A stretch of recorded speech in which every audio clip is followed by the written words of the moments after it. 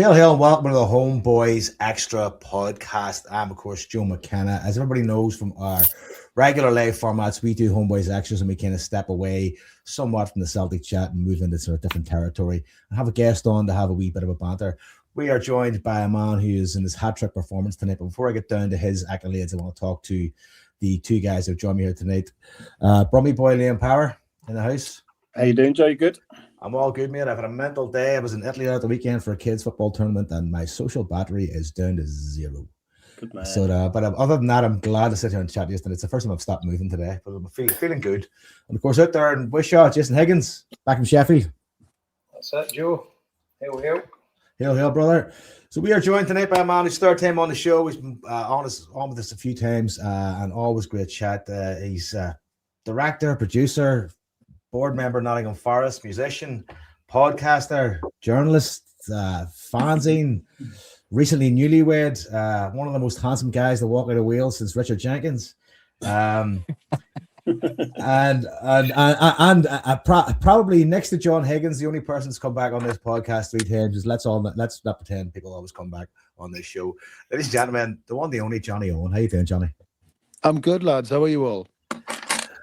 Oh, good, mate. Oh, good. Actually, no, I left out one thing in the intro because I know you like to get this into every podcast. Pred, son of Merthyr. Yes, that's right. I am indeed. Who literally dropped out of the playoffs in the last sort of 2 weeks of the season. Such a shame. But they had a great season considering they'd just gone up to a higher league. So all bodes well for next season. Super. So it's good to have you back on, Johnny. There's kind of a load of stuff we can kind of have a chat about, and there's loads of knowledge that we want to chat to you about. I don't really know where we want to start. I suppose. I mean, we in our stress-induced Celtic season want to expunge a lot of our stress in these podcasts, Johnny. Right? We generally want to kind of pour our hearts out and let everybody know about the woe that's going on in our lives. So if you want to kind of join in and give us your outside perspective on the absolute horror show that has kind of become our season. Johnny, just before you do that, I'm just going to do a quick recap of what's happened recently. I know you keep in touch with Celtic anyway. I know you kind of keep an eye on what's going on up in Scotland. So, but you might not be as close as the kind of the angst that we go through every day, unfortunately, following them this season. But just a quick recap before you share your thoughts on kind of where Celtic have been and where they've found themselves recently. So back in January 25, not that long ago, we beat Young Boys to qualify for the Champions League playoff. And the very next day, we sold Kyogo, our main striker, for £10 million in a swap deal for Jota. We still haven't replaced Kyogo 15 months later. February 25, we're 1 minute away from beating Bayern in Germany. Bayern, who are on the brink of the Champions League final this year, to take the tie to extra time, and we're cruelly denied that by a stoppage time goal. April 25, we win the league 5-0 at Dundee United. Brendan Rodgers' 8th trophy in 9 competitions he's been in. In May, we get beat by Aberdeen in the Scottish Cup final. And then following that season, we sell Nicholas Kuhn to Como for 16 million, who's still not been replaced. We spend 10 million of that money on 2 left wingers, no right wingers, one of whom's played about an hour all season for us. In August, we were knocked out the Champions League qualifier to Kairat, one of the worst Champions League teams ever to participate in the competition, and we failed to score over both legs against them. In October, Brendan Rodgers quits, and he's completely obliterated by the largest shareholder, Dermot Desmond, via the club's website the following day. Martin O'Neill returns, so very topical for you, obviously with the Nottingham Forrest link. Takes Celtic to a cup final and on the brink of the top of the league, where he's then replaced by MLS boss Wilfred Nancy, who comes in and play in a very specific 3-4-3 formation that just features one defender with 2 fullbacks either side of him. The same month, the AGM's abandoned after protests against the board. The son of Dermot Desmond reads out a statement slating the support in that AGM. January 26, Nancy's sacked after 33 days, losing 6 from 8 games, including a cup final, and top of the table clashes in the league against Rangers and Hearts. Martin O'Neill returns January 25, and another appalling transfer window for us. We almost signed a player for 4 million and discovered he had a heart condition, so we converted that deal to a loan. He's not played 90 minutes in total since we signed him in January. The Green Brigade had been banned for 5 months. I can't remember the amount of games that covered, but it was a serious amount of games. So we've been without the kind of heartbeat of the support from an ultra perspective through most of the season. We've had a goalkeeper play most of the season with one arm in terms of Kasper Schmeichel, and there's a number of goals that evidence that one arm that he's been carrying with him. We've had no striker all season, not a single one that can actually be qualified in that position. 2 appalling transfer windows. We're sitting with £70 million in the bank, proportionally probably one of the cash richest clubs in world football. And somehow we're still on the brink of being able to win the league with 3 games to go. So there's a summary of our season and a bit that we've just been going through. So just keen on your thoughts, what you've been kind of observing from the outside about how a club can go from such strength to such madness in such a short space of time. I know, yeah. Well, it is interesting when you sort of, I suppose, look at it from a distance. And even today, when I was sort of thinking, I'm coming on tonight, and I thought, was it this season that the Brendan Rodgers thing happened? It's like so many things have happened this season, as I suppose you'd all tell me as Celtic fans, and I can imagine what it's been like. It's just been a season of madness, really. But the irony is, I think you touched on it brilliantly at the end there. You still got a chance to win in the title, well, doing a double, really, winning the title and the Scottish Cup, which is amazing, really, considering, like you're saying, especially that period where the boy Nancy come in and had such a disastrous run. I mean, if Martin does get you to the title, and I think Hearts, you'd probably say after the weekend, sure you'd agree, a slight favourites, but I still think Celtic got a great chance. Then, I mean, you just say to yourself, well, they pulled something out of the fire there. But I suppose what you'd say is that there are fundamental structural problems with the club, aren't there? Yeah, definitely. And to add to the fact that the board don't communicate with the fans, so the fans set up a Celtic collective that was a culmination of different supporters bodies, the ultra groups, just different fans from Celtic supporters clubs, etc. Just so that it had a wide range of fans from every spectrum following the club. And the dialogue they've had with the hierarchy at Celtic is nothing short of terrible. We've got a stand-in chairman, Brian Wilson, right? And on the face, he's an ex-Labour MP, right? So you could tell a lie at the drop of a hat. But in his defence, he's actually tried to improve the communications, but he has got no power. We've got a guy he's a principal shareholder, so he doesn't even have a majority. And Dermot Desmond's got 32%, but there's also hedge funds involved that's probably got his vote.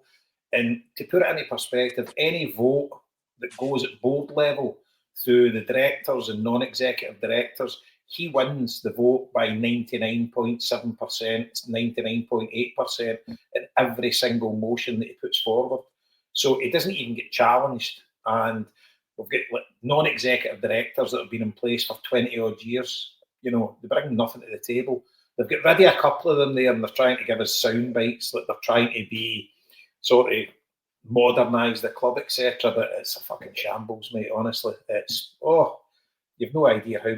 They've just sat on their laurels because the rest of the league's been shit for years. Now they're getting a wee bit of a challenge for Hearts. Rangers have kind of got their house in order to an extent, and we've just kind of fell off a cliff. It's fucking... And the thing is, you don't want to come across like entitled. You follow Merthyr Tydfil in Cardiff City, right? So it's a bit rich for us, fucking moaning about this and that. But see, when you actually look at our European form, domestically, right, but we're playing in like a league that's, the standard is terrible. You look at whoever finishes third and fourth in our league, they go out at the first round of Europe every year. They just don't compete. Celtic, Rangers, more than us, in recent years, have done half decent in Europe. We did half decent last season. But if you look, I'm 54 years old, Johnny. We've been to one UEFA Cup final in 2003, and we've had another 2 or 3 half-decent performances in Europe, half-decent runs in Europe, and that's in 54 years. With a club the size of Celtic, it's fucking terrible. Yeah, no, I kind of, and it's interesting there because we were talking when we on the chat that I did some on the podcast. If you know your history, I did sort of a few episodes on Jock Stein and the great Celtic team that won 5 trophies in a season, and Yep. it's as always, it's been one of the most popular podcasts we've done, one of the most downloaded, one of the most listened to. So it goes to show you the size of the club always. And I know people always say this about Celtic and Rangers. They are massive football clubs, and I suppose it's that eternal question that always comes back to sort of, and it was mentioned in Steen's Day, wasn't it? It's kind of like strange that the two such huge clubs are stuck in that league, invariably win it, and this year's interesting because Hearts are. And is it kind of, are you forever going to be caught in a league where, unfortunately, the competition over the years hasn't improved, so that doesn't prepare you for European football? Is that the problem? I'd ask you, lads, It's a good point, because you go back to the 80s when Dundee United competed at the end stages in Europe. Aberdeen won the Cup Winners' Cup, and Dundee United got to the final of UEFA Cup. Aberdeen won the Cup Winners' Cup, so you had a proper good league in the 80s. We would have went toe to toe. I think Aberdeen was it Dundee United just lost to Man United. Maybe it was in away goals. And you mentioned in your podcast they're the only team, I think they played Barcelona 6 times and they've never lost, Never lost. And it's interesting because even in sort of my real sort of lifetime, if you think when Rangers beat Leeds over 2 legs, do you remember when in the late 80s? And then in Celtic beat Liverpool down in Anfield when John Hartson scored, when Martin and John were there. And you always felt like, there was very little difference between sort of Celtic and Rangers and the top English teams, really. But you do wonder in the last few years if that dynamic is starting over the years to change. But, when you come back to the 67 season in particular, when Celtic won the European Cup, Rangers only lost by 1 goal to a really good Bayern Munich side in the Cup Winners' Cup. So Scottish teams were dominating European football at that time. And I suppose it always comes down to one thing, lads, and it's my mate Alex Edwards, who's a great friend of mine in Fox.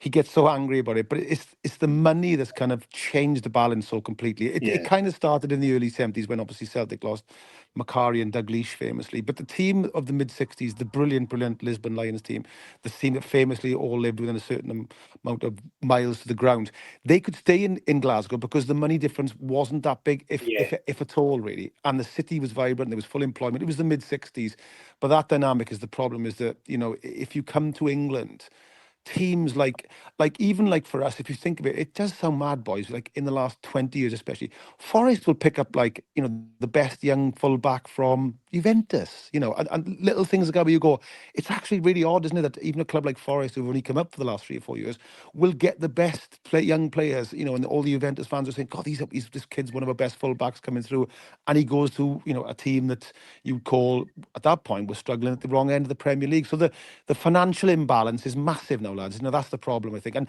Scotland is stuck in the orbit of this leviathan of a league. And if you think of it, I always say the Welsh national team had a bit of a golden era. But the 2 things that happened was Cardiff and Swansea both got in the Premier League and had Category 1 academies. And a lot of those players that came through the Cardiff Academy, for argument's sake, your Aaron Ramseys and the Swansea Academies, your Ben Davises and Joe Allens, they came through because it was almost like we were caught in the slipstream of the English money. So Cardiff and Swansea were able to get big academies, really, really sort of top-end academies, because they had the money coming into the clubs from being in the Premier League and the top end of the Championship. And I think that's where you can see a marked difference of how sort of the money has affected an imbalance, really, in the leagues in Britain. Johnny, if you go back to Martin O'Neill's first spell, so back to the start of the back to 2000, 2001, we bought Neil Lennon, John Hartson, and Chris Sutton all for around the sort of 6 million mark there, and probably paid wages comparable to just under the top tier in the Premiership at the time. It's only in the last 2 years, quarter of a century later, that we've broken those transfer fees in terms of buying players. We spent 20 years going down the way in terms of transfer fees and in terms of wages from where we were 20, 25 years ago, whereas everyone else has gone up times 100 or even more than that. So it's quite incredible the chasm that's been created there. Liam, in the past number of years, we've had this same topic on the show, is that if somebody came in with a bit of business savvy into the Scottish League and kind of put some money into one of the kind of I suppose, more secondary clubs below what is essentially the football plutocracy in Scotland, which is Celtic and Rangers with all the money and all the kind of influence. If somebody came in like a Tony Bloom and put money into a club, they could at least shake the foundations of what was going on. And maybe, if those two top clubs had poor form in certain season, could then go on and win the league. And that's what's kind of come to pass. And we must have spoken about this 7 years ago. I mean, that's what's come to pass. Someone spotted essentially that these two clubs are very, very comfortable. The way they run is very, very comfortable. It's the same old, and we've said it a million times on the show, white guys in nice suits and nice ties going to the football and playing it that way. Whereas we've had discussions on the show about how that sort of tone and element of, forward-thinking progressive clubs in modern football isn't run by people like that anymore. And that sort of mindset has changed. And we're at the stage now where, that is coming to pass when someone's come into the league and went like, you know what, I can nudge my way in here. But I think the thing that's really frustrated all of us is the arrogance that we've been faced with when we've pushed back against, again, like you said, Jonny, the poor structural sort of changes and amendments that have been needed to happen for a long time and have not happened. And we've all been treated like essentially like arseholes. Because they know they'll sell out. We've got a waiting list. I actually doubted the waiting list, Jonny, but I've spoke to guys, local guys here, that said they've named in for 2 tickets for them and their son for like 10 years and still can't get them. So no matter how shit they treat us, they'll still sell out next season. Because people are frightened to give up their season ticket because they won't get it back again. And we're paying comparable ticket prices compared to the English Premiership. Maybe not in the corporate sense, but definitely. When you're talking about a paper ticket for the Rangers game on Sundays, like 55 quid. Most English, I don't know what Forest is, but it wouldn't be much more than that, 60, 65 or something. It's kind of the same. It's funny, isn't it? Because it always comes back to the... There's two things, I always think agents will say to players now, if you get an offer for, just for argument's sake, 50 to £100,000 a week to go to a Premier League club, which is what most of them pay now, because the TV money is so huge. You've got your agent whispering in your ear, and I get it, because we all be there, working class boys. They're invariably working class boys who play football. Look, you might only have 5 years max, possibly 6 or 7 at this end. This is generational change in wealth for you and your family, for your grandchildren. You can leave this, a multi-millionaire. So that argument is very, very strong, isn't it? So I understand that. But there is the other argument for somebody like, I mean, I might sound like a romantic here, but I do feel that this still exists, is if you say to a player, look, you can go to a club like Celtic and you can go to a great city like Glasgow, which is, a great city to live in, a great footballing city with a massive fan base that are going to be chanting your name, and you could leave that club a legend. I believe that's still a fair pull. Probably not as much as the money at the moment, but it's still a fair pull. And, the irony is of having those big crowds, and especially the nights in Europe. I know they're getting more and more sparse for you, bless you, but those are still the attractive things for Celt. I mean, the great John Robson passed, didn't he, Christmas Day? And I got very close to John in the end, and the happiest time of his life, certainly managerial wise, was being involved with Celtic. And he was a man that grew up, supporting Rangers as a kid from Uddingston, but he used to say to me, "It's a special football club, son. It's a special football club with a special fan base," and he kind of used to almost get misty-eyed, And even when he passed, I felt that the Celtic reaction was as strong as the Forest reaction. And considering he was Forest's greatest ever player, scored the winning goal in one European. There's never going to be a better player that plays for Nottingham Forest than John Robertson, as Stuart Pearce said. It's not even close. That he's the greatest player in the club's history. But even the reaction of Celtic fans to him passing means it's a special football club. That's why I end up making films about it. And people do, and people look at it from afar. So it's heartbreaking to see you boys go, we don't know, if we'll ever, or can we compete on a European stage? And I do worry about the fact that if the league, my mate Alex, who I mentioned again, was a great friend of me and Fox, he keeps going to me, I just really want the bubble to burst for the English Premier League. He goes, I pray for it before I leave this earth. I just want the bubble to burst so they get some kind of perspective. At the moment, the English Premier League, and listen, I've worked in that environment, it just defies physics, lads. Then it keeps going up, and keeps going. Nobody expected it to keep going up as it does. But I think one thing they did really cleverly, the English in the Premier League, and you've got to give them credit for this, they got in before the Bundesliga, before Serie A. even for La Liga, and they made sure in those early days of Sky that they got that footage around the world. They got it around the world, and they got all those fans in places like South America, Africa, and Asia to start going, well, I'm Man United, or I'm Liverpool, or and then the other clubs, there was other, but they just made sure that that brand went across the world. Listen, they have problems with sort of only some teams winning it, and there've been certain things, and a lot of people criticism this year that the standard of play hasn't been great to watch. It's all that side to side stuff and all the rest of it. So they've always got to watch themselves, and they can price people out of the game you're in for the first time. But what they've done is they've stolen a march, not just on Scottish football, by the way, but the rest of European football, and they've got themselves at that position just because it's so rich, lads. Oh, and I would totally agree with you. It's the best marketed league in the world. I don't think it's the best league in the world, but without a doubt, it's and see, you went to America.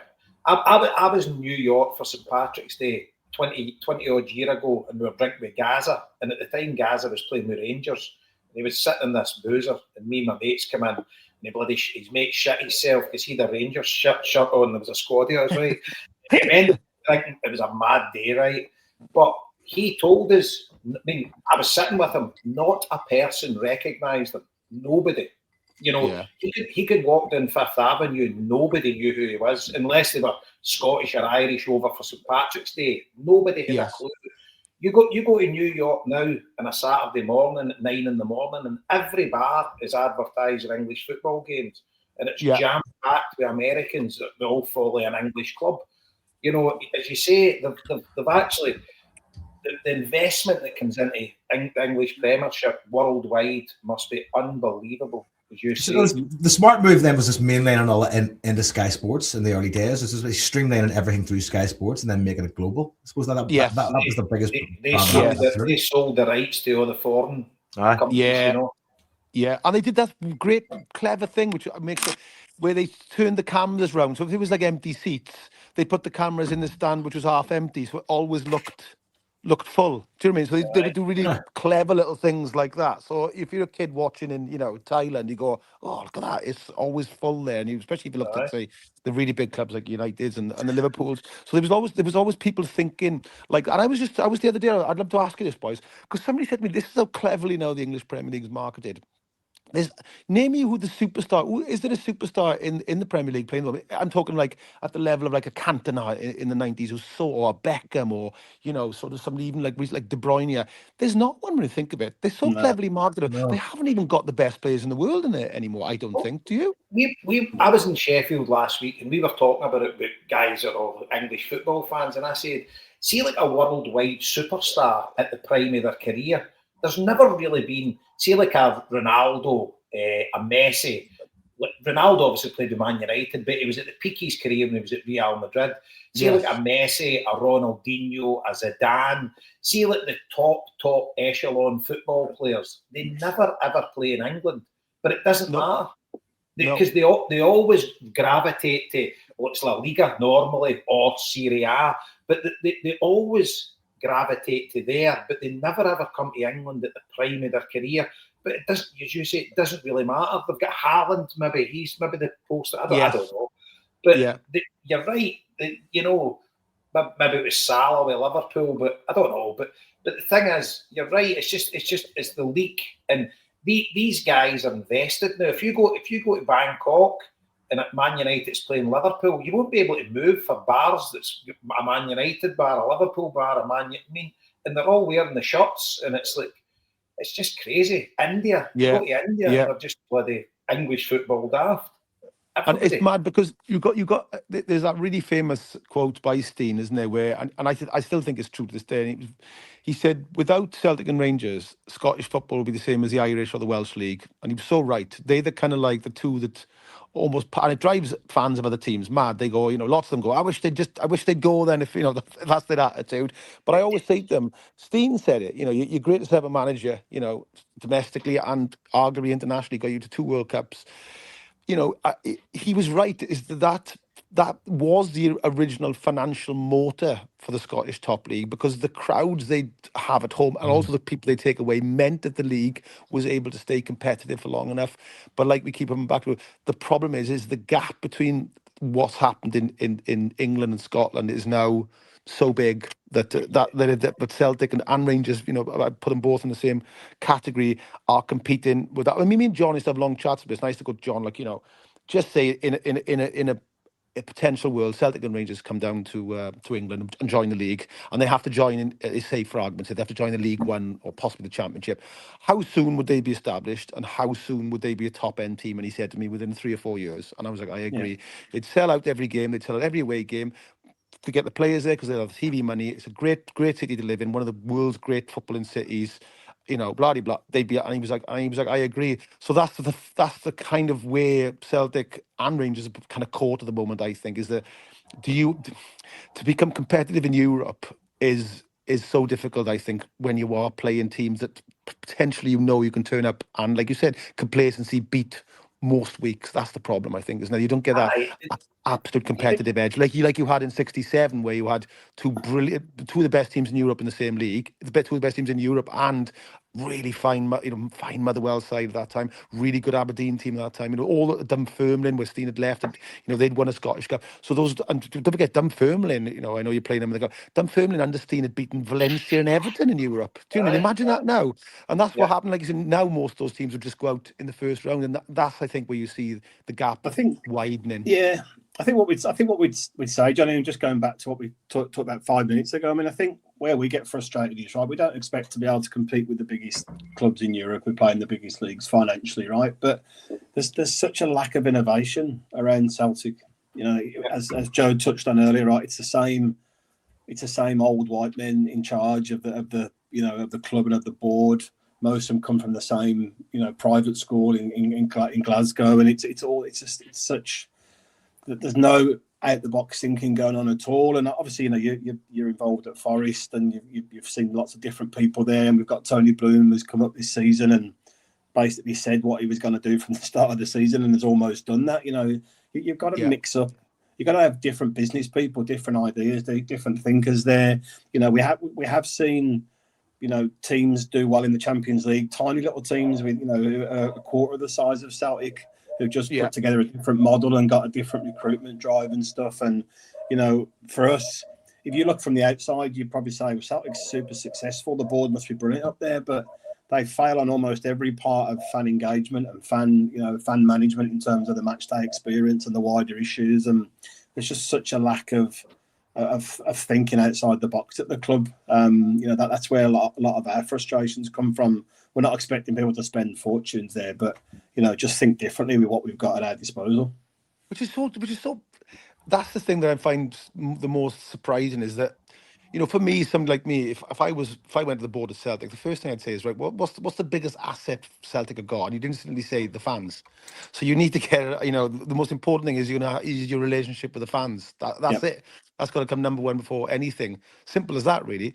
So it is. That is because Forest. I can talk about Forest because obviously I've been there 8 years now, and what they have got is they've got a very charismatic, distinctive owner who the fans love, and they love him for many reasons. I mean, Marinakis is, he's obviously he's Marmite for a lot of people, but again, for a fan base, they love that because he's. From the moment he went into the Premier League, he was like, "Well, we're not going to go in there just to sort of, just to make up the numbers. We're going to try. We're going to have to challenge. Last season they had a good season. They're going to argue back against decisions because obviously, it tends to be a bias towards the bigger clubs for a lot of people. So the fans love all that. So straight away they've got somebody that you go, well, he's a bit like he thinks outside the box. He's forever doing stuff with. And where he's very, very good is that and you wouldn't know this outside the East Midlands, but it's always he's brilliant on sort of fan engagement. He's very, very good on community work. They do all the homeless sort of collections. They work with Framework, and this is always popping up in the local media. He's forever doing stuff like getting Miracle Men players who didn't have medals, sorting that out. So he's very good on seeming to be engaged with what the fans want and what they want to do. Now, for a lot of people, he's a long way from perfect, but he is somebody that you go, well, he really cares about this football club. You feel in your heart that he absolutely wants Nottingham Forest to do well, and maybe that's the problem with you. Don't kind of see that with you guys. I don't know. No. Yeah, I mean, 100%. I mean, it sounds like there's a man that's made an effort to become culturally adjacent to the club that he's taken over. Yes. Whereas we find that chasm is getting wider for us. You know? Yeah, I mean, I mean, have you got like, obviously, I know that there's a lot of stuff with the Green Brigade and things like that. So it's kind of one of those ones where, with Forrest, what he does is, and it's going to really frustrate you, lad, but he really encourages like tifos and singing and standing. It's what he wants. Does he want a job, Johnny? Is he looking for a job currently, Johnny? I know. I'm like, I feel really bad saying all this. And then, I'll message him and go like, Tony Woodcock never got a medal for the second final because we sold him, during the semi-final. And he went, well, let's get a medal sold at 3 wafers. So can you imagine, before the last European game, all the fans are singing. So, we always try to do stuff where they go, God, these people care about, the club. And that's really good. What he'll do is, right, it's interesting what you were saying earlier on about the dynamic.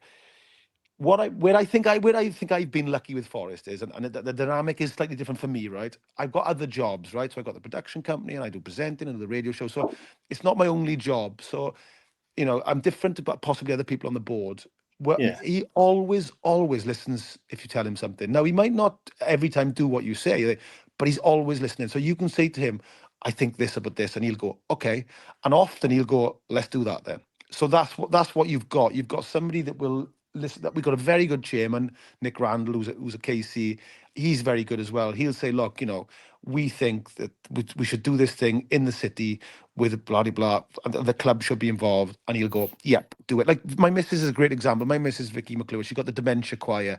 She did the series and it's like, and it was looking for somewhere to go. And Marinakis went, bring him to Forest. So every week, you've got the dementia choir meet there, and they got a base, and it's Nottingham Forest Football Club. They have a forces thing where if you're veteran, there's a place you can go in Nottingham Forest, and John McGovern will go and sit with you. So they're very, very good on those kind of things. I mean, it's like he's very, very concerned about community work with Forest. Very concerned about it. I argue in some ways it's often up there with the football for him. He's like, we're not just a football club. We've got to be like part of the community and showing that we want to do as much as we possible. And that's why, Simon Jordan's very good in this on TalkSport. That's why the fans love him. He's kind of a little bit got the kind of relationship that Abramovich had at Chelsea. Where the fans are still singing his name now, aren't they? Because they go, we had an owner who really cared about Chelsea Football Club. And that's what they felt.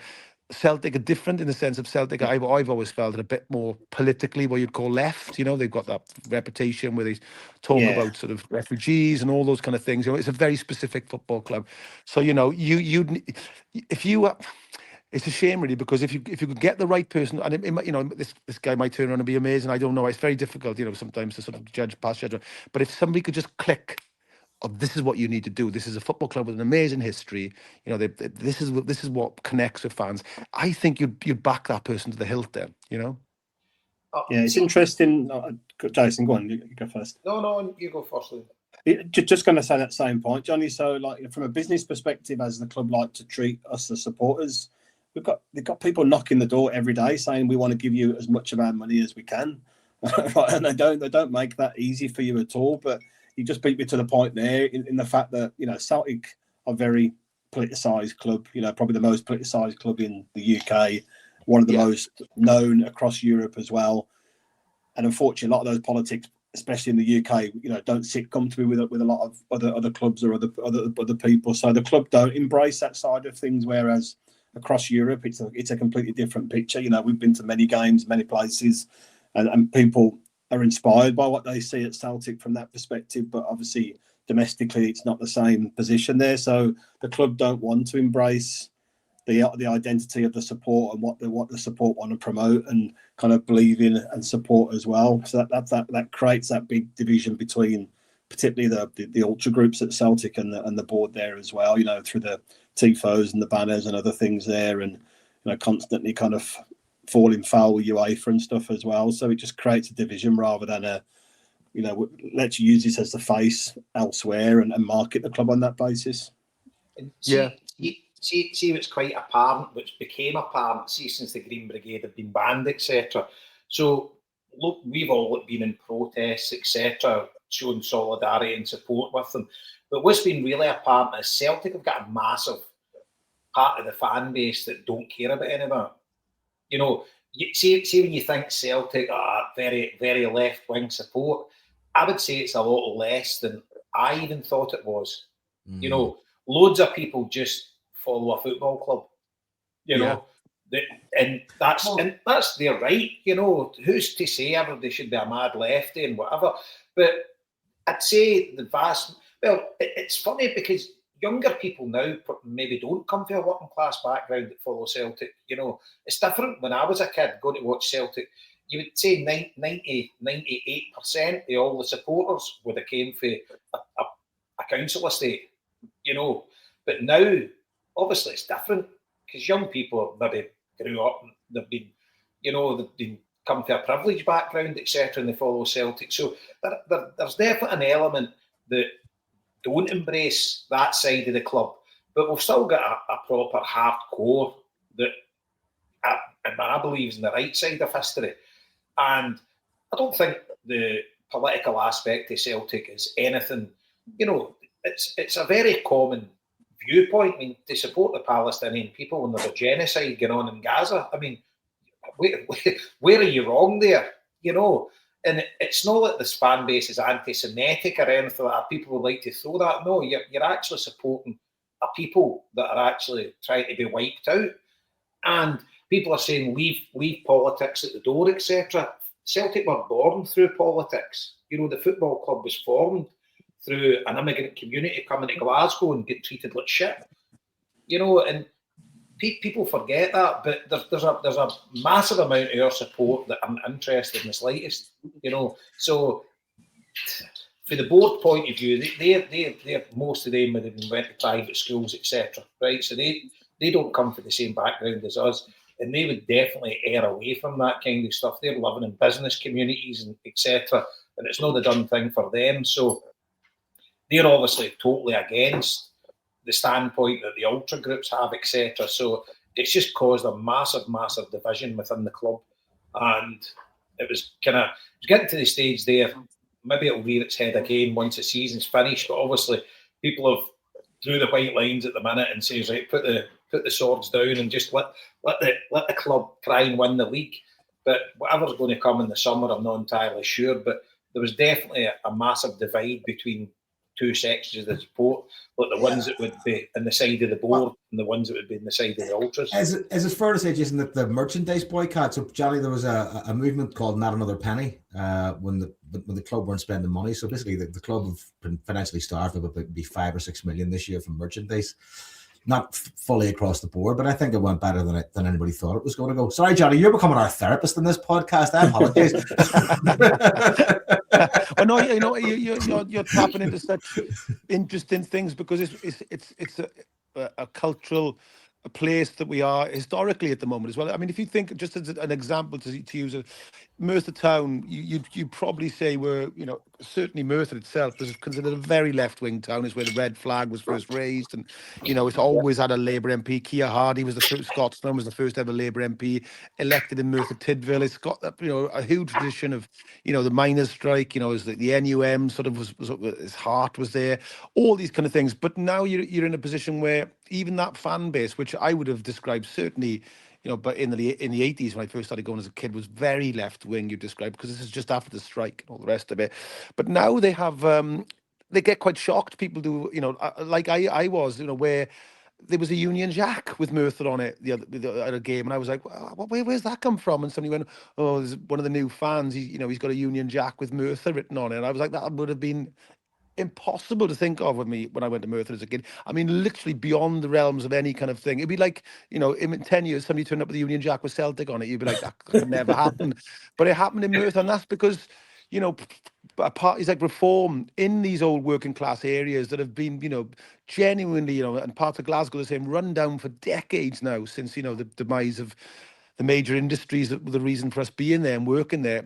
You know, this other politics has crept in, you know, and that's a battle. And I think you're right. You know, it's like the days where you could just go, well, that fan base is that and that's that. I've changed because the demographic changes and people sort of kind of go, you know, and I've seen it happening, you know, at a much, you know, a lower level in the sense it's non-league. But I've seen it happen in Merthyr, where I was quite surprised because Merthyr will have sort of your refugees welcome flags and all the time, very, very similar to Celtic in that way, you know, and sort of be seen. But, you know, and then suddenly you get people going, well, actually, and fans complaining to the board, because it's a fan-owned club, Merthyr as well, saying we shouldn't be having those kind of flags there. And lads who've been going 30 years, 40 years, going, oh, I can't believe this. Somebody's complained because, you know, we had a refugees welcome flag at Merthyr. So it's I think it's a problem with the traditional industrial areas like, you know, Glasgow and Merthyr. Very similar for a century. They've seen as very left wing. You know, the shipyards and the coal mines of South Wales were the most politically sort of aligned areas in Britain. Historians talk about in the 30s, 20s, 30s, and 40s.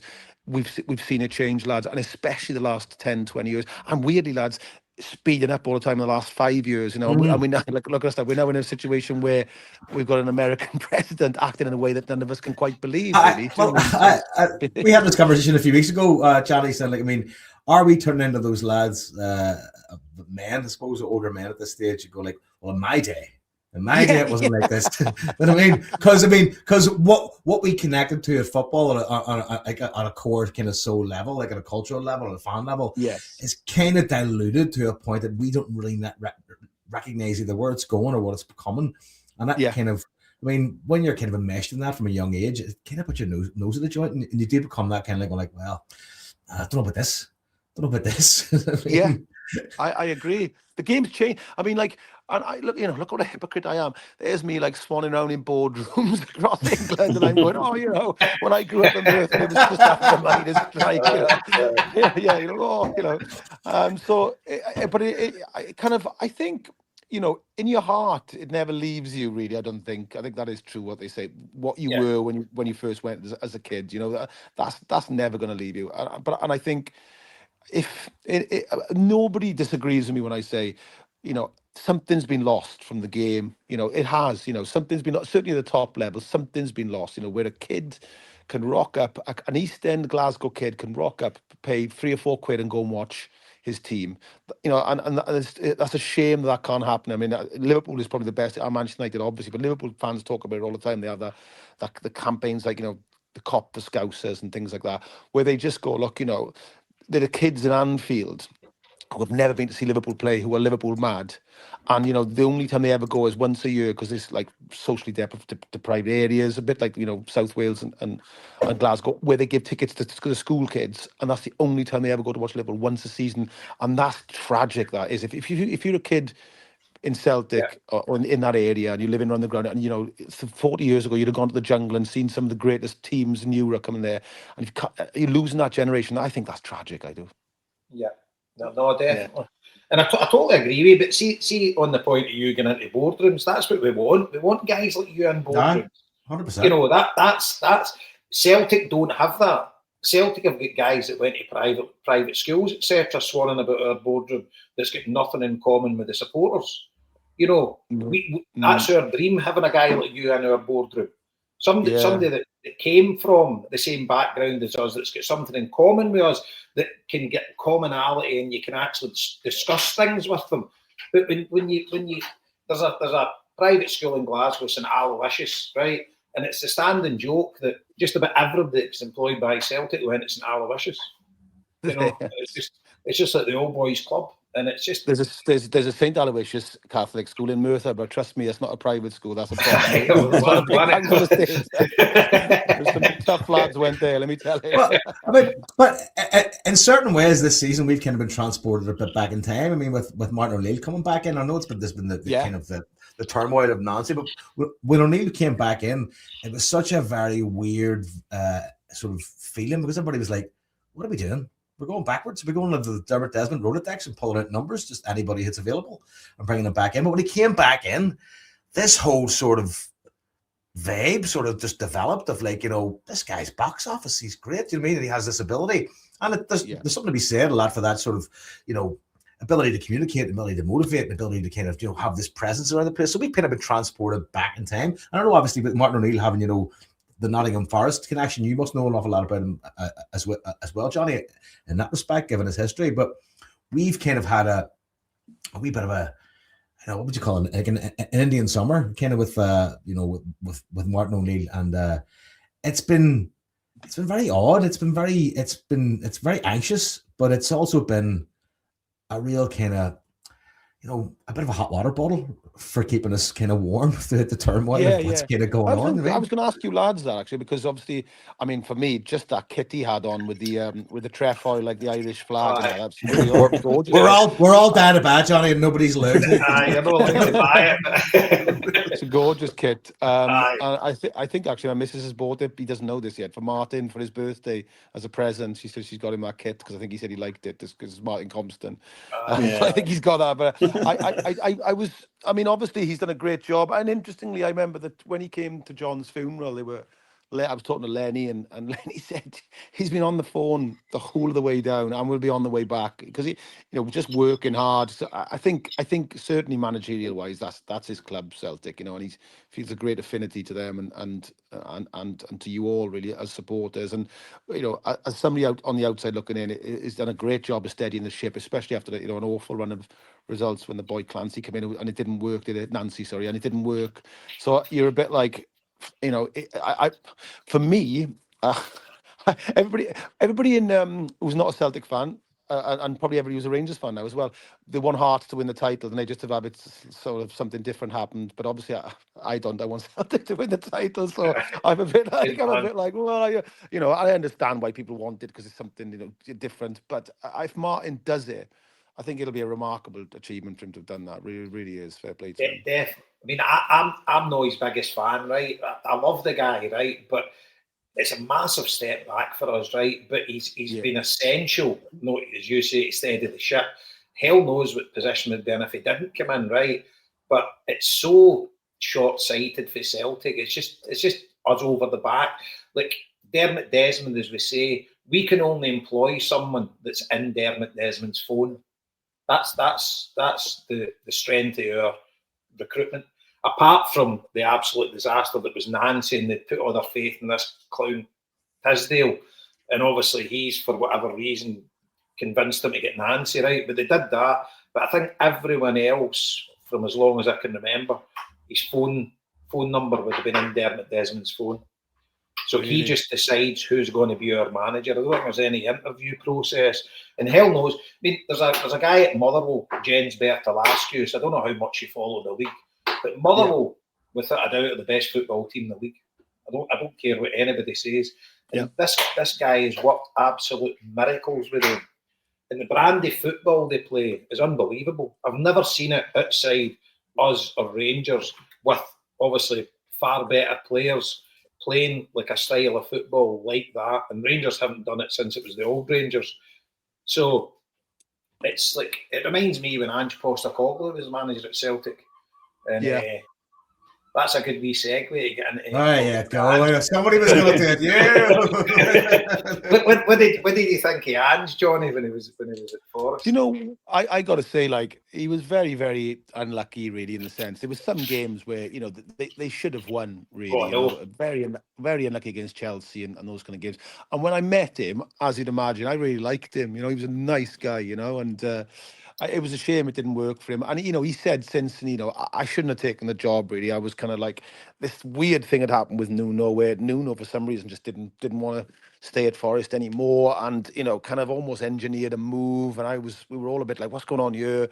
And that's fair enough, but that's right. But then it was kind of like, Ange just seemed the obvious one because obviously him and the owner knew each other really well. And he was, he's Greek-Australian. And it just didn't work for him, really. And it was a shame because I really liked him. He was a nice guy. And but he himself has said in a few interviews since, I don't know if you've listened to him, a very interesting, fascinating guy to listen to. He says, look, I should have taken a break at that point, I should have, but I didn't because I just thought, I've constantly worked in football. And he said it just didn't work from the start, really. And I thought... I thought that was a shame for him because he wanted to try and play good football, and that's what I wanted to ask you lot as well. So one of the names is constantly linked with Celtic. Interestingly enough, now I don't know if he's in his phone or not, but Bellamy is constantly sort of held up, but Burnley are really interested in him as well.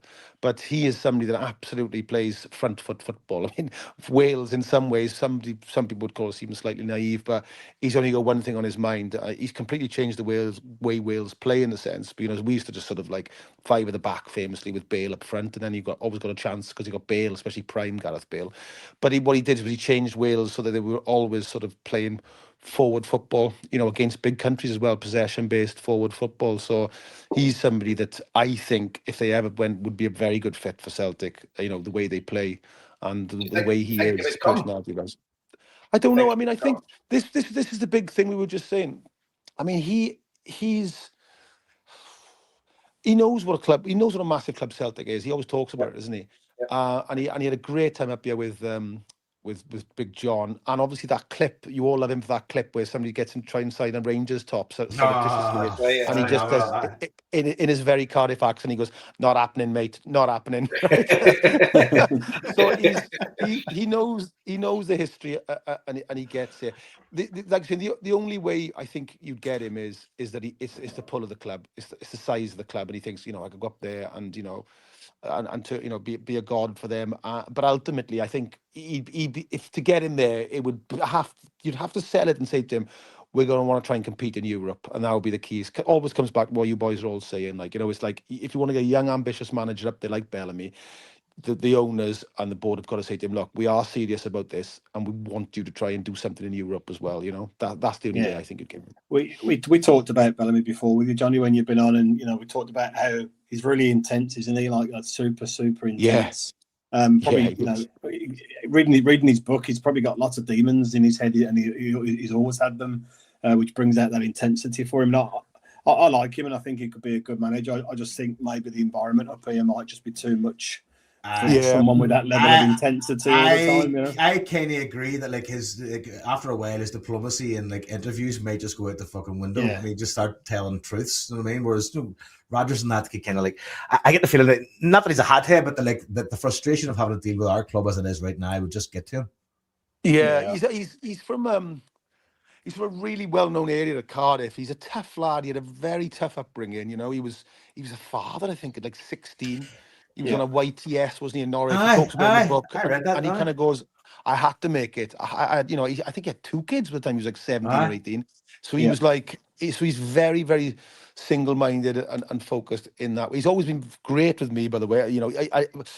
Craig is very interesting, actually, because he just really knows football history as well. So obviously he was like, oh, I seen your film, I really enjoyed it, I really like Forrest and their history. And I was like, blah. So he kind of knows all the stuff we were kind of been talking about. He's been very good as a Wales manager. He travels around the country, goes to schools. He goes to historical sites. He's there on every sort of big day, the very Welsh anniversaries for things like the Battle of the Somme and all that kind of stuff. So he's very aware of his history and Aberfan and all those kind of things.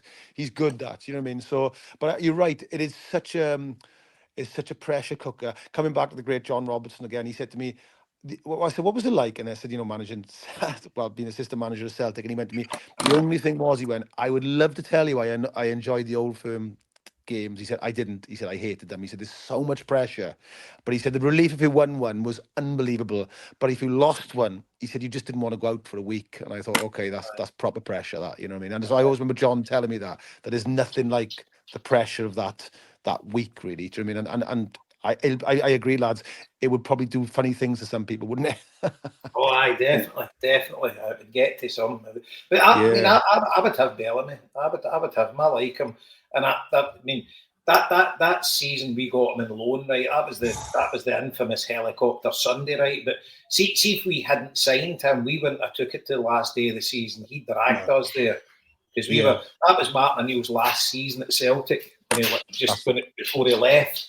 And the team was kind of falling apart, and it was Bellamy kind of single-handedly dragged us to the last game of the season. But I like the guy. I've kind of followed his career, and I would have him. I think I like the sound of this. I like the sound of the Motherwell kid as well. I've got to be honest. So that's the kind of manager I probably think I would be looking at. If you want, it's all that history about how you play and all the rest of it, isn't it? That's important, and it's got to be understood, really, isn't it, and respected. Yeah, I think we'd all quite like the Motherwell manager. I think we all kind of taken a shine to him this year, and like you said, he plays football the way we like to see football played at Celtic, which is good. But Johnny, Bellamy was at Burnley with company, wasn't he? Was the assistant boss at the time? He was. So is that where the link's coming from? Yes, exactly that. Obviously, they got rid of Scott Parker, didn't they? I think last week. Yeah. Obviously, they've been relegated, and again, a great example of the English league and the chasm that exists between the the Championship and the Premier League is that Burnley go up, they go down, they go up. It's so difficult to stay up. I mean, look at Forest this year after having a great season last year. I mean, they possibly are looking at they could make it to safety now, but it's been a real tough season. I mean, every week you kind of go, who's this week? Bournemouth away. You think, oh God, can you even get a point down there? All right, who's next week? And you go, Palace. They go, Palace will dig a result out, and then you go, who's next? Man City. You think, oh God, every week is just you just think it's relentless, this league. Do you know what I mean? And that's I think it's Burnley, like I said, are a great example of how do you keep Burnley up? I mean, Sean, who has become a good mate of mine, Dyche, did an amazing job in keeping them up for, I think it was like 6-7 years.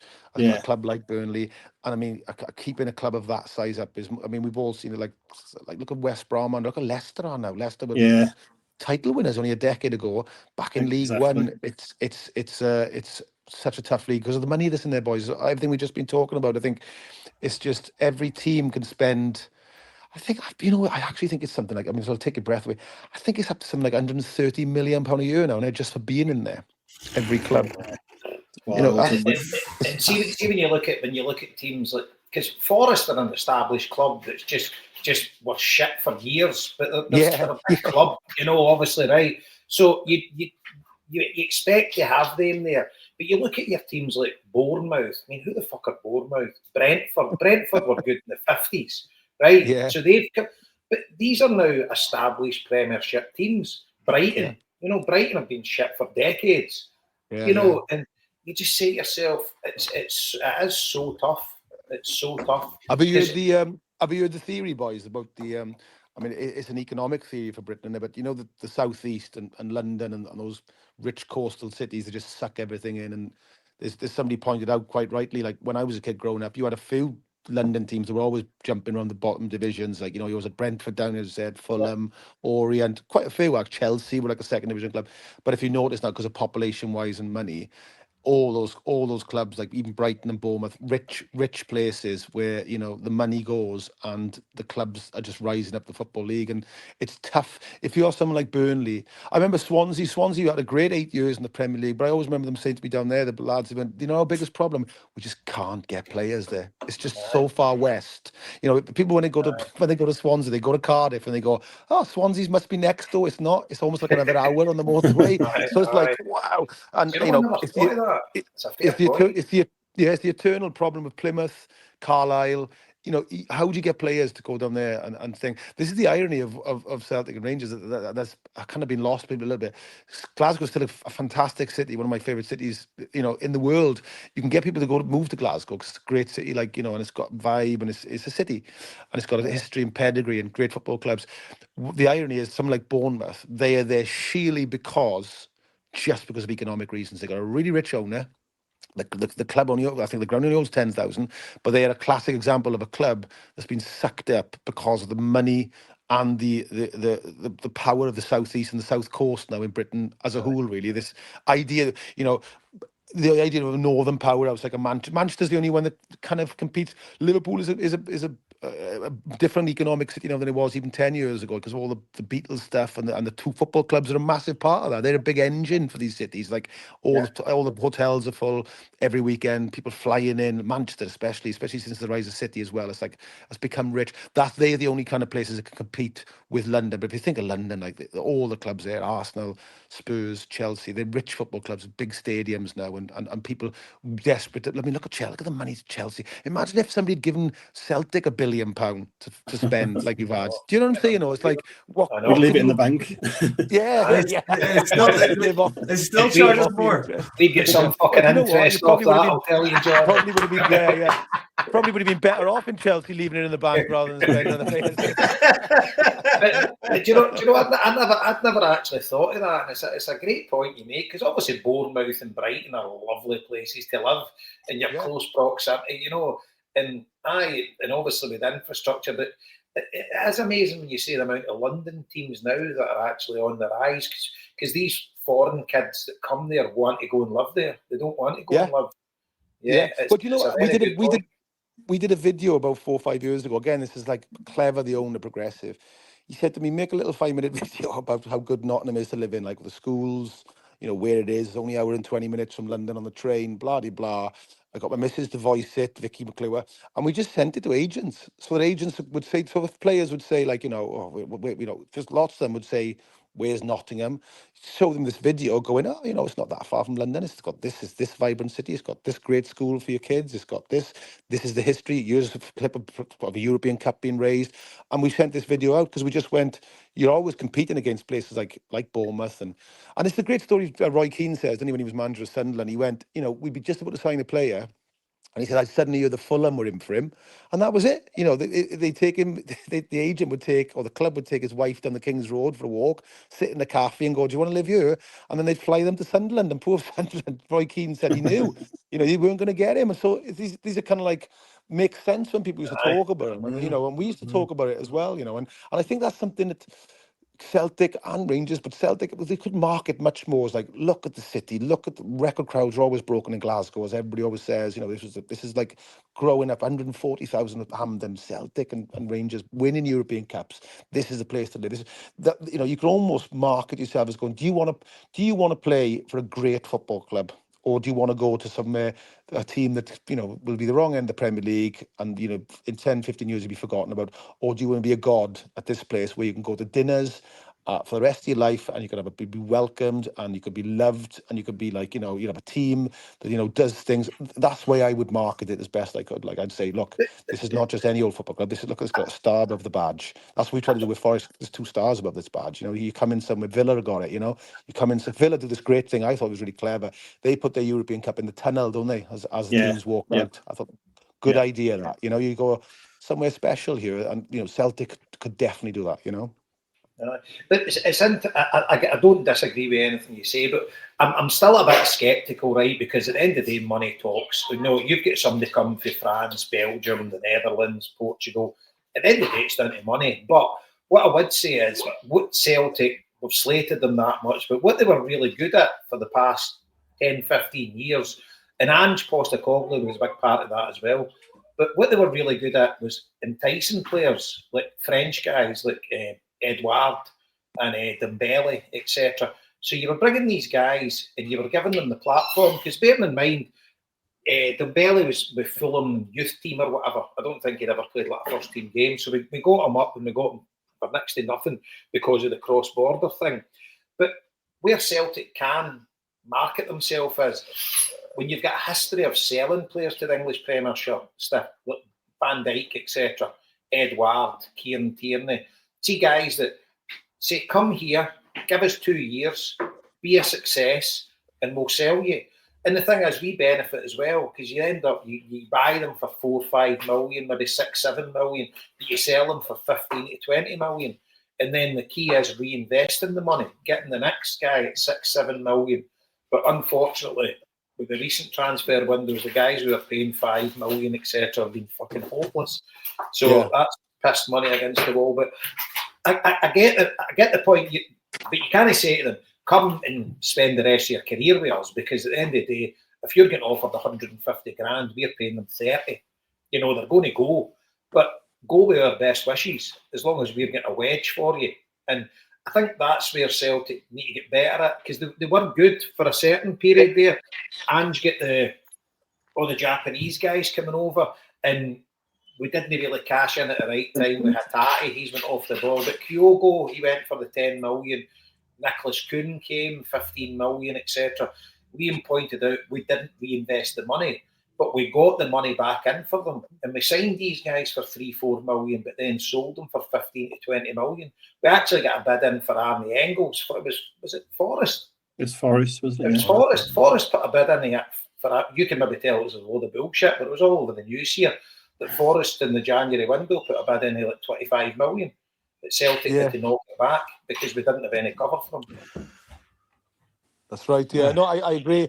I'm honestly, I'm trying to give everybody a pep talk here, but you sound like Sean now. Sean's brilliant. He goes to me, problem we got, Johnny. We were talking about the other day. He was like, if somebody offers you $100 a week, you're going to go. I was like, really good point. I would go. I know. Yeah. So I think that's a really good idea because I mean, Forest are not a million miles away from that. Because if this summer, for argument's sake, Anderson goes, possibly Gibbs White, I think they signed Anderson for about 18 million. I think something like that.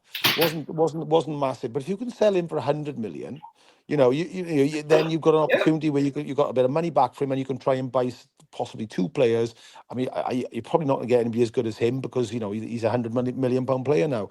But that's what you do because even somebody like him, if Man City come in for him and say we're going to give you 300 grand a week rather than 100, he's going to go. Do you know what I mean? Because you just will, won't you? You'll just go.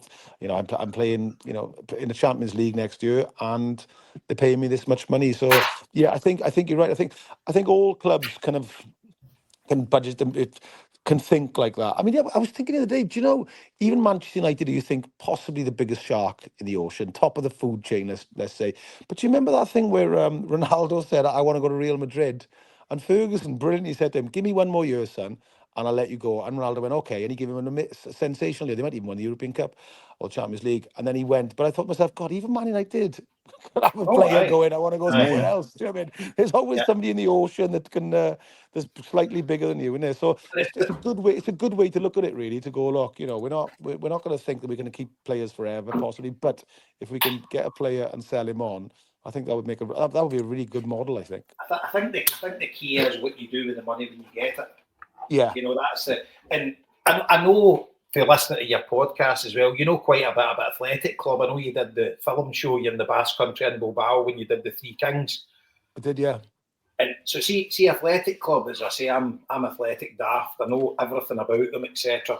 And see when they sold Kepa to Chelsea, they sold Kepa for 90 million, right? See that 90 million? They built a purpose-built youth academy, right? I've been there. It's amazing. It's exactly, Lazima. And do you know what they done as well? They employed 4 of the best youth coaches in the world, got them in for South America. They actually paid top money for facilities to make sure the next generation were getting the best possible coaching. The 90 million went into the infrastructure of the club rather than pissing it and gambling on, because they don't sign any players. If they're signing somebody, they need to pay double for what another. If it's a Basque player that plays with Real Betis or whatever, they'll say they're selling them to Sevilla or they're selling them to Valencia. An Athletic Club come in, they'll double the price because they know they can't go to anywhere else. Yeah. But and look at the confines they're playing in, because they've got to have players playing for them. They have. I think is it a grandparent now? I think they have sort of loosened it a bit, but you've got to have some kind of Basque heritage, haven't you, to play. Here's the misconception, right? Say you and Vicky move to Bilbao tomorrow for work, right? Say you have a kid and your kid comes through their youth academy. Your kid can play with Athletic Club as long as he's been formed in the Basque Country. Yeah. But it can have a Welsh and an English parent. They don't need to be Basque, but what you need to do is you need to come through their youth academy. So you need to be formed in the Basque Country. But we say conceived in Wales. We say formed in Scotland, is it? No, you're not. Right. It's a good word. I've actually made this wrong. I meant if the kid was born in London or born in Nottingham, and then you moved. Right, so there's no Basque roots, but I get what you're saying. So good for you. I think it's a brilliant model. I totally agree. I think it's fantastic over there, and also it shows it works. They've never been relegated, and they were telling me once they've had a few close shaves, and they were saying the boys that plays in those teams. Imagine being in that team. You're thinking we could get relegated. You'd be shouting it, wouldn't you? My first ever Athletic game was the Salvation game against Levante when they had to win to stay up. Yeah. I was at that game. Me and my wife, we were at that game. Amazing. I didn't know anybody in the Basque Country and just went over. And this woman lived next door to my mum. She worked with Celtic. So I asked her, because there was about 100,000 outside the stadium. So she mentioned the Celtic. She said, have you got any contacts with Athletic Club? And they says, aye. So he says, so we were there as 2 Celtic scouts. I've turned up, blew up. They're getting the tickets when you're in the stadium. That was my first ever game. Brilliant. We've just passed the hour mark. I don't want to keep you all night, Jonny, but we kind of wanted to finish finish on a positive, because it hasn't all been doom and gloom this season. And there's another Of course. kind of Yeah. another Wales Nottingham Forest sort of connection that we kind of want to bring your attention. I'm not too sure if you're aware that our comrade here, Jason Higgins, was one of many instrumental people who got the Tommy Gennell statue erected in Craignew this year. And the Fantastic. statue was made by a Welshman in Wales. Was it? Well, Yeah, no, as well. no, it was a foundry in North Wales. I think Foundry he's in the North Wales. Stoke. I think Andy Edwards, the sculptor, he's Brilliant. the guy. He's done the Beatles in Liverpool when the four of them Yeah. walk along the street. He did that one. I think he did one that said he Fantastic. did Ozzy Osbourne. But no, I was on the committee, mate, and it was at 5. I was involved in it 5 years. Big Martin, who headed it up, he was involved in it 8 years. So it was blood, sweat, and tears. But we got the statue up, and it's unbelievable. Oh man! I mean, you know, obviously there's obviously a Forest connection because Tommy played down in Nottingham for a bit as well, didn't he? And apparently, Ian Storymore played with him, and he said he was in the latter stages of his career. Then he said, but he said he could still play, and he said, "What a character, by the way! What a character!" He said, honestly, he says he was like brilliant to have in the dressing room and great. I was great a night out. He certainly enjoyed sort of Nottingham's reputation as being a bit of a party sort of capital. He said he was fantastic, lad. Yeah, big Tommy. What about your podcast? See, honestly, mate, I've nearly listened to every episode. It's outstanding. You and the lad Mark are brilliant together. It's really good. Mark's got an incredible broadcaster's voice, doesn't he? It's an incredible voice, like. He's great, and I mean, it's just finding it obviously because he does 5 Live, I'm doing stuff. They're always nagging us, the company. They go, "Can you do more? Can you do more?" And I'm like, yeah, but obviously they take a lot of research because you've really got to know your stuff quite rightly. Do you know what I mean? And I was like, you know, as a good example for you, I got one thing wrong with the Celtic one, and I knew after I'd done it, and I was like, nobody will notice, boys. Hundreds of fucking emails because, of course, Celtic won the title in '64. They hadn't not won it for 10 years. They actually won it, right. and I'd forgotten about that. And fair play, Celtic fans go, "We love you, Johnny, love your film, but we won it in '64." I was like, "Yeah, you're right. You're actually right." So you've really got to be on the money with it as well. But Mark's terrific, you know, and you know, we tried to make him as do you know what the most popular one we had? The Celtic one was the second most popular. The most popular one we done was unbelievable. It had thousands and thousands. Was we did one about Boca Juniors. That was my favourite. I know. Yeah. We had like invites from the clubs going, if ever you want to come over as guests and all sorts. It was really flattering. They were like, it was just lovely to hear people talking about sort of a derby there. That, you know, and what a massive derby, the biggest, you know, one of the biggest in the world, if not the biggest in some respects. And they were like, it's amazing that, you know, somebody sort of takes an interest in this. So it's great when you get those kind of responses as well, you know. Outstanding. One thing you didn't mention, right? You didn't get anything wrong, but see when you were talking about Alex Ferguson, I don't know if you mentioned it later on. I've listened to the first 2. Yeah. Do you know? Here's the thing. See Alex Ferguson's dad. Do you know he ran a Celtic supporters club? Did he? I never knew that. I knew his mother. That's right. His mother was a Protestant. His father was a Catholic, wasn't he? That's right. I think his father was a Protestant, but he supported Celtic. Well, I don't know. Maybe I get that wrong. No, you might be right. You might be right. His dad was a dyed-in-the-wool Celtic fan. Ran a coach from Dublin. That's right. Well, I was told that when I first went to Glasgow, obviously I've told you this many times, in 88, 89, I went up with Merthyr to play a Queen's Park team. They had a famous fanzine called the Spider's Web. We had Dylan from Merthyr. We're still mates now, all of us. The lad I stayed with was a mad Celtic fan who was obviously lived next door to Hampden, so he knew the Queen's Park boy, Kevin Devine. Great lad, Foxy's mate. And, you know, we used to talk about, you know, the history and stuff like that all the fucking time. And I've dined out this, and so many people come on to me, but he lived in Jock Stein's old house. I've told you this, didn't I? So, like, so we used to go in town. If you said to a taxi driver, this is the late 80s, he went, oh, you know, take us back to the big man's house, they still knew where the house was. They'd still know where to drop you in King's Park in that part of Glasgow. So I was like, imagine being like 17, 18 in Merthyr, and I was surrounded by this kind of stuff. And then going back home to Merthyr when my old man was, you know, long lapsed, but he was a Welsh Catholic, and going back to him, and I go like, I stayed in Jock Stein's house today. And he was like, really? I was like, yeah. He was like, fucking hell, you know. And he was like, you know, he was obviously, he worked underground, all the stuff I've spoken about. And he was like, he was a miner and he played on it correctly. And of course, like, you know, you just learned all this stuff, you know, as a kid. It was, yeah, that's why I've just got such a deep affection for the city, the people, obviously the club, you know. It's just, it's got a place in my heart. You need to shout when you're up, mate, because we'll get you tickets, no problem. Anytime you want to come up, just give us a bit of notice and come up. I will. We'll meet up with Foxy as well, who obviously introduced me to you, lovely lads. So we'll get him out for a pint as well. So yeah, definitely. Yeah, good guy. I really enjoyed it, lads. And you know, it goes without saying, like I still think that, you know, it's there to win the double this year, and if they do, then. Opta stats. I mean, this is me and Liam have been arguing, right? Our group chat's been a war zone, Johnny. A war zone. Liam was quite happy Hearts winning. I'm like, it's a disaster. So the Opta stats has got Rangers at 1%, Celtic at 24%, and Hearts at 75%. So that's 75%. Yes, it's theirs to lose. Right. There we go. That was the thing I was going to just say with the. Sorry, I forgot. I went on another train of thought when I did the Ferguson thing. What I read was there used to be quite a lot of people who were Protestants who would support Celtic. This is like back 56 years ago.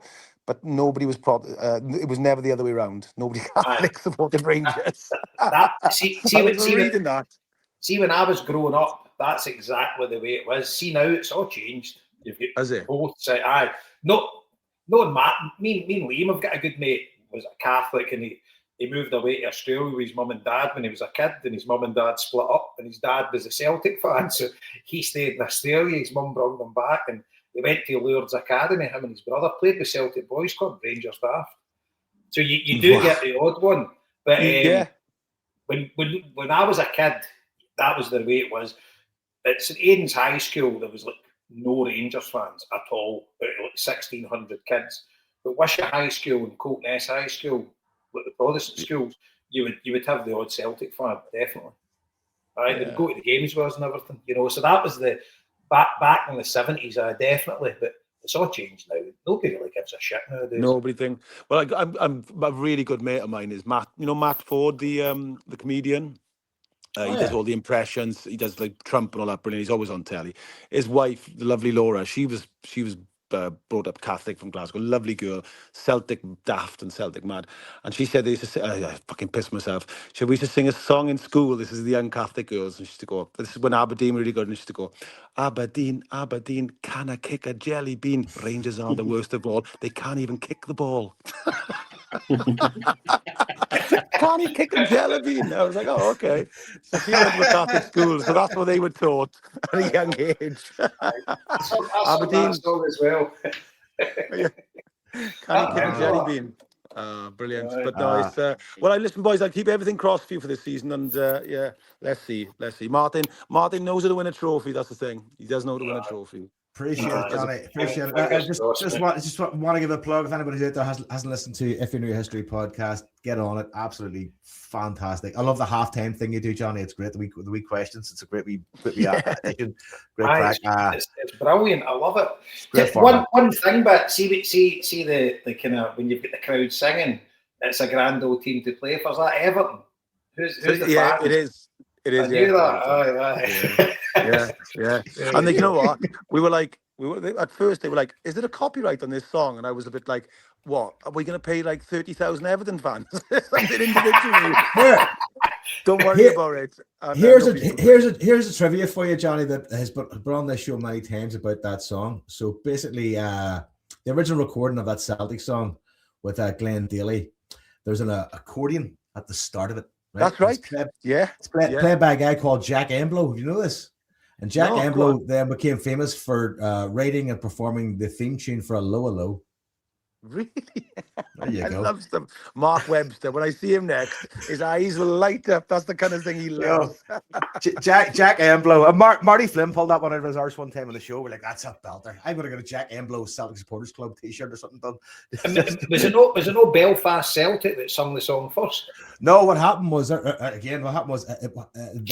was a veterans sort of hospital next to Belfast at Celtic Park in Belfast, right? And they would get the kind of the marching bands that come in and play for the veterans on a Sunday. but it was that close to the ground. They would play that. So the fans adopted it, and that's where the song grew from. Wow. There you go, Johnny. Podcast. I'll have to credit you, boys. I'll have to credit you. Here, and Johnny, before you go, I've sent in a photograph of the Tommy Gemmell statue into the chat there earlier on. You have a look at it. In our opinion, it's the best Celtic statue of all. Oh, fantastic, boys! I look forward to seeing it, and I really enjoyed it, lads, as always. Johnny, absolute Thanks pleasure, buddy. Really appreciate that, Brilliant, folks. Hail, hail. Talk to Thanks, you again. lads. To our boys. Bye bye.